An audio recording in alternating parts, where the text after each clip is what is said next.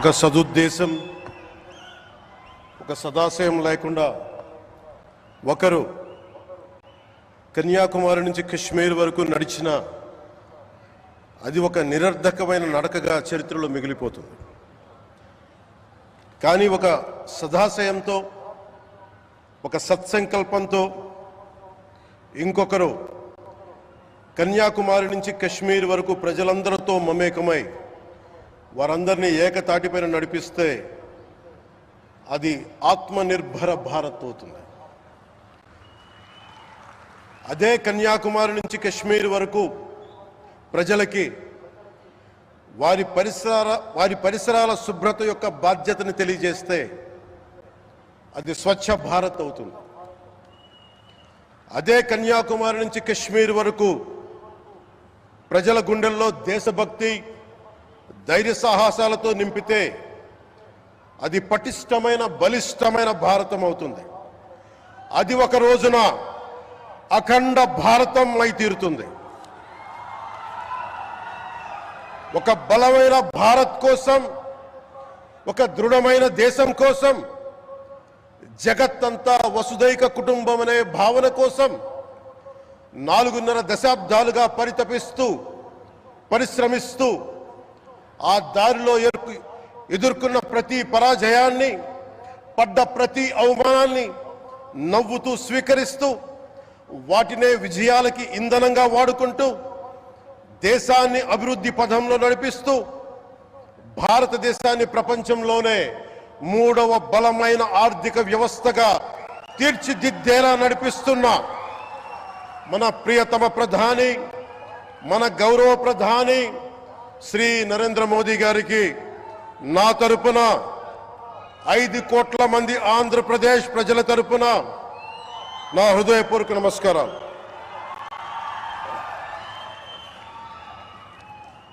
విద్యార్థి నాయకుడిగా రాజకీయాల్లో ప్రవేశించి రెవెన్యూ మంత్రిగా, ఆర్థిక మంత్రిగా మొదలై తెలుగుదేశంకి రథసారథి అయి 4వసారి ముఖ్యమంత్రి అయి తెలుగు ప్రజల్ని అభివృద్ధి పదంలో నడిపిస్తున్న దార్శనికులు, రాజకీయ ఉద్దండులు గౌరవ ముఖ్యమంత్రి శ్రీ నారా చంద్రబాబు నాయుడు గారికి నా హృదయపూర్వక నమస్కారం.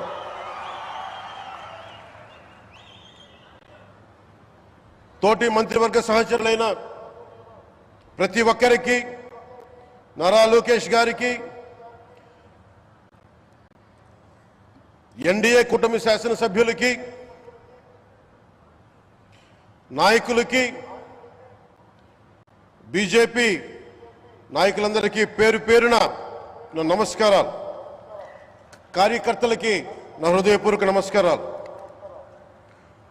బీజేపీ నాయకురాలు శ్రీమతి పురంధేశ్వరి గారికి నా హృదయపూర్వక నమస్కారాలు. మా ఎన్డీఏ కూటమికి 164 అసెంబ్లీ స్థానాలు, 21 మంది పార్లమెంట్ సభ్యులనిచ్చి మమ్మల్ని వారి విలువైన ఓటుతో వేసి గెలిచిన ప్రతి ఒక్కరికి ఆడపడుచులకి, అక్క చెల్లెలకి, పెద్దలకి, పిన్నలకి, యువతులకి, యువకులకి పేరు పేరున నా హృదయపూర్వక నమస్కారాలు. ప్రజలు ఎన్డీఏ ప్రభుత్వాన్ని నమ్మారు, నిలబడ్డారు. అలా నిలబడినందుకే ఈ రోజున మన గౌరవ ప్రధానమంత్రి గారి సారథ్యంలో ఈ ప్రారంభోత్సవాలు కానీ, శంకుస్థాపనలు కానీ, అది దక్షిణ కోస్తా రైల్వే జోన్ కావచ్చు, కృష్ణపట్నం ఇండస్ట్రియల్ పార్క్ కానీ, గ్రీన్ హైడ్రోజన్ హబ్ కానీ, అనకాపల్లి బల్క్ డ్రగ్ పార్క్ కావచ్చు, 6 కొత్త రైల్వే ప్రాజెక్టులు కావచ్చు, వీటన్నిటిని వచ్చే పెట్టుబడి దాదాపు 2,10,000 కోట్ల రూపాయల పెట్టుబడులు, 7.5 లక్షల మందికి ఉపాధి అవకాశాలు. అవినీతితో కూరుకుపోయి ఉపాధి అవకాశాలు లేక, ఉద్యోగ అవకాశాలు లేక విలవిల్లాడుతున్న సమయంలో మీరు నిలబడ్డారు. అందుకే ఈ రోజున ఈ 2 లక్షల పైచిలుకు పెట్టుబడితో 7.5 లక్షల ఉపాధి అవకాశాలు లభించి మనందరికి ఇచ్చినందుకు మనస్ఫూర్తిగా ప్రధానమంత్రి శ్రీ నరేంద్ర మోదీ గారికి చేతులెత్తి నమస్కరిస్తున్నాం. ఇవి కాకుండా కొత్త హైవేల నిర్మాణం, విస్తరణ, అలాగే అమరావతి రాజధానికి పెట్టుబడులు, పోలవరంకి నిధులు, 15th ఫైనాన్స్ కమిషన్ నిధులు కానీ, జల్ జీవన్ మిషన్ కోసం ప్రతి ఇంటికి నీరు, రక్షిత మంచినీరు రావాలి ఆయన ఆకాంక్ష, ఆయన ఆశయం. మనకు గంట కాదు 24 గంటలు రావాలని పడ్డ తప్పన ప్రధానమంత్రి గారిది. వీటన్నిటికీ చేయగలుగుతున్నాం, ముందు ప్రారంభించామంటే మీరు మా మీద పెట్టిన భరోసా, మా మీద పెట్టిన నమ్మకం, గౌరవ ప్రధానమంత్రి గారి మీద మీరు చూపించిన నమ్మకం. ఈ రోజున అది 2 లక్షల పైచులకు పెట్టుబడులుగా ఇక్కడికి వచ్చింది. ఎక్కడో మన మారుమూల గ్రామాల్లో 70 సంవత్సరాల పాలనలో గ్రామాలకి రోడ్డు లేదు. ప్రధాన్ మంత్రి సడక్ యోజన కింద ఈ రోజున మనం మారుమూల గిరిజన గ్రామాల్లో కూడా రోడ్లు వేయగలుగుతున్నామంటే దానికి ముందుండి మాకు వెన్నుతట్టి మాకు నిధులు సమకూరుస్తుంది నరేంద్ర మోదీ గారు. భారతం అభివృద్ధి పదంలో ఎందుకు చేశారు ఇవన్నీ అంటే, భారతదేశం అన్ని రాజ్యాలు, అన్ని రాష్ట్రాలు ఏ ఒక్కరు కూడా అభివృద్ధిలో వెనకపడకూడదు. అది మనకి తెలంగాణ కావచ్చు, ఆంధ్రప్రదేశ్ కావచ్చు, ఆంధ్రప్రదేశ్లోని ఉత్తరాంధ్ర, రాయలసీమ, మనకి కోస్తాంధ్ర కావచ్చు, ఎక్కడా కూడా ఏ ప్రాంతం కూడా వెనుకపడకూడదు. అభివృద్ధిలో అందరికీ సమాన వాటా ఉండాలని చెప్పే ఈరోజు ఇన్ని పెట్టుబడులు. ఈ మోదీ గారి సంకల్పానికి, సహకారానికి, ఆయన గైడెన్స్కి మనస్ఫూర్తిగా నా కృతజ్ఞతలు.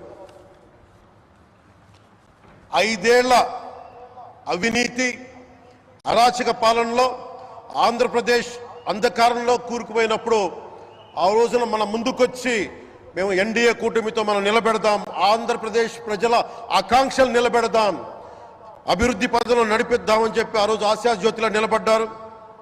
అసలు అభివృద్ధికి ఆస్కారమే లేదు ఆంధ్రాకి అనే స్థితి నుంచి అభివృద్ధి అంటే ఆంధ్రానే అని చెప్పుకునేలా గౌరవ ముఖ్యమంత్రి గారి నాయకత్వం, చంద్రబాబు గారి నాయకత్వంలో, ప్రధానమంత్రి గారి నిర్దేశకత్వంలో, వారి సూచనలతో, సహకారంతో కేబినెట్ కానీ, మంత్రివర్గ సహచరులు కానీ, ఎన్డీఏ కూటమి ఎమ్మెల్యేలు కానీ, మేమందరం కార్యకర్తలు అందరం కష్టపడతాం. అహిర్నిశలు రేయం భవళ్ళు కష్టపడతాం. దేశ ప్రగతిలో భాగస్వామ్యులు అవుతాం. మేము ప్రధానమంత్రి గారికి అండగా ఉంటామని తెలియజేసుకుంటూ, ఆంధ్రప్రదేశ్లో ఉన్న ఆంధ్రాకి వెలుగుతో నింపుతున్న మీ నిండు హృదయానికి నా హృదయపూర్వక కృతజ్ఞతలు తెలియజేసుకుంటున్నాను. మరోమారు మీ అందరికీ ధన్యవాదాలు తెలుపుకుంటూ, నమ్మకం పెట్టారు.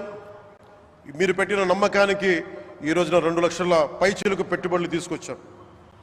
ప్రధానమంత్రి గారు ఉండటం వల్ల, సమర్థవంతులైన చంద్రబాబు గారు ఉండటం వల్ల మేమందరం నేర్చుకోవడానికి, పనిచేయడానికి సంసిద్ధంగా ఉన్నాం. సో మీరందరూ ఇదే సహకారం ఇవ్వాలని మనస్ఫూర్తిగా కోరుకుంటూ, ఆ భగవంతుడు, ఆ లక్ష్మీ నరసింహుడు ఈ దేశాన్ని మరింత ప్రగతి పదంలో నడిపించేలా గౌరవ ప్రధానమంత్రి శ్రీ నరేంద్ర మోదీ గారికి దీర్ఘాయుష్ ఇవ్వాలి, ఆరోగ్యం ఇవ్వాలని మనస్ఫూర్తిగా కోరుకుంటూ, ఆ లక్ష్మీ నరసింహుడిని వేడుకుంటూ సెలవు తీసుకున్నాను. జై భారత్, జై హింద్.